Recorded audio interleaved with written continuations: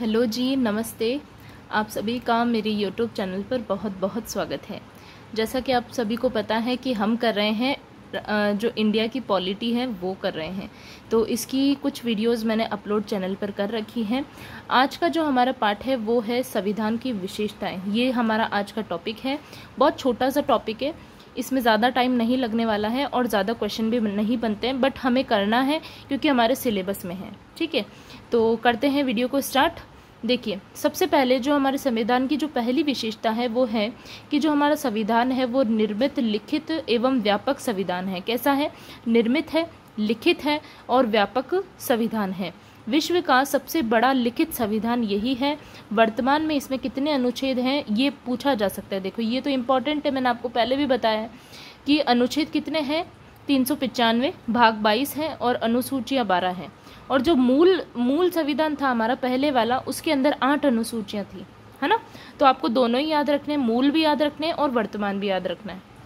आगे बढ़ते हैं। सर आइवर जेनिंग्स ने भारतीय संविधान को विश्व का सबसे बड़ा और विस्तृत संविधान कहा है।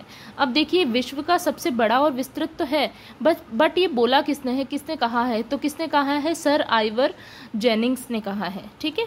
विश्व का सबसे बड़ा लोकतंत्र भारत में पाया जाता है। ठीक है, लोकतंत्र विश्व का सबसे बड़ा भारत में ही पाया जाता है। दूसरी विशेषता देखिए, विभिन्न स्रोतों द्वारा लिखा गया है। बहुत से स्रोतों द्वारा लिखा गया है, बहुत से देशों द्वारा लिया गया है, बहुत कुछ चीज़ें अलग अलग देशों से ली गई हैं। संविधान का अधिकांश भाग भारत शासन अधिनियम 1935 से लिया गया है। जब हमने 1935 वाला अधिनियम पढ़ा था तब मैंने आपको ये चीज़ बताई थी कि जो हमारा संविधान है वो लगभग इसी पर निर्भर है और ज़्यादा से ज़्यादा चीज़ें इसी अधिनियम से, अधिकांश भाग इसी अधिनियम का मिलेगा आपको हमारे संविधान में। आगे चलते हैं। नम्यता और अनम्यता का मिश्रण है।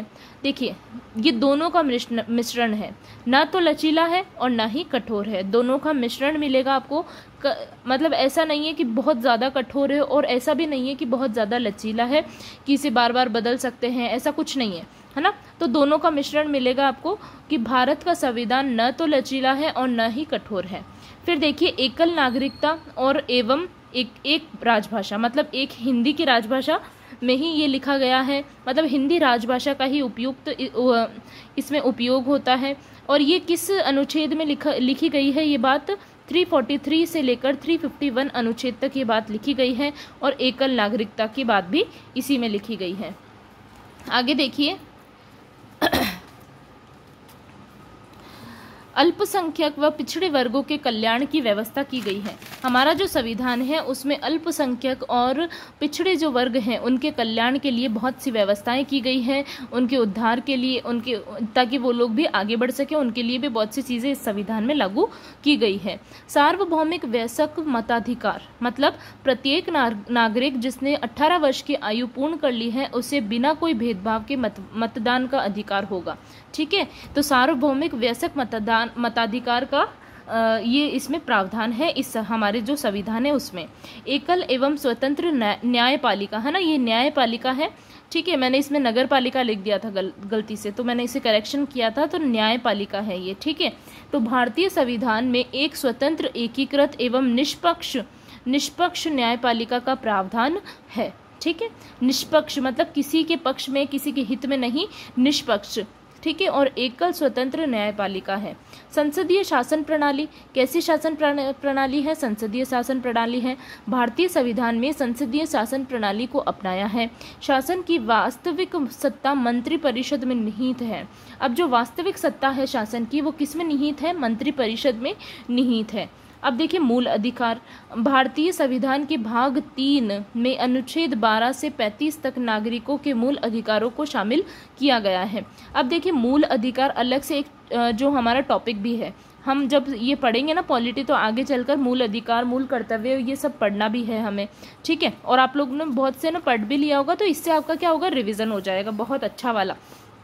शॉर्ट नोट्स भी मिल रहे हैं आप लोगों को, और जो भी है रिवीजन भी हो रहा है आपका। बिल्कुल कम कम भाषा में मैं आप लोगों को करवाने की कोशिश कर रही हूँ, ठीक है। तो मूल अधिकार हो गया। भारतीय संविधान के भाग किसमें? 3 में। अनुच्छेद कौन सा? 12 से 35 तक नागरिकों के मूल अधिकारों को शामिल किया गया है। नीति निर्देशक तत्व, ये भी हमारा एक टॉपिक है पॉलिटी का। तो संविधान के भाग 4 में अनुच्छेद 36 से 51 तक, ठीक है, संविधान के भाग 4 में अनुच्छेद 36 से 51 में इसका उल्लेख है। आयरलैंड से संविधान, आयरलैंड का जो संविधान है उससे नीति निर्देशक तत्व को लिया गया है, ठीक है, आयरलैंड के संविधान से लिया गया है। ये आपको ध्यान रखना है, ये क्वेश्चन बन सकता है। संसदीय संप्रभुता और न्यायिक सर्वोच्चता में समन्वय, ठीक है। तो संप्रभुता और न्यायिक सर्वोच्चता में समन्वय बिठाता है हमारा संविधान। समाजवादी राज्य की स्थापना करता है। कैसे? समाजवादी राज्य की क्या करता है? स्थापना करता है। अब देखिए ये क्या हो रहा है, ये किस बात के लिए बोल रहे? समाजवाद शब्द जोड़ा किसके तहत गया है? जो 42वां संविधान संशोधन है उसके द्वारा जोड़ा गया है। और ये 42वां संविधान संशोधन जो है वो कब हुआ था? 1976 द्वारा जोड़ा गया है। पंथ निरपेक्ष राज्य की स्थापना, पंथ निरपेक्ष राज्य की स्थापना, ये भी 42वें संविधान संशोधन 1976 द्वारा इसे जोड़ा गया है। तो ये कुछ थी हमारे संविधान की विशेषताएं। बहुत ही छोटा टॉपिक है, बिल्कुल अच्छे से आप लोगों को इसे एक बार कर लेना है। 2 से 3 बार आप लोग पढ़ेंगे, आप लोगों को याद हो जाएगा। तो ज़्यादा इस पर जोर नहीं देना है, बिल्कुल छोटा सा टॉपिक है। इसी के साथ आज की इस वीडियो को मैं करती हूँ एंड। मिलती हूँ मैं आपसे नेक्स्ट टॉपिक के साथ में, नेक्स्ट वीडियो के साथ में। तब तक के लिए आप अपने नोट्स बनाते रहिए, अपनी स्टडीज़ करते रहिए और रिवीजन करते रहिए। All the best.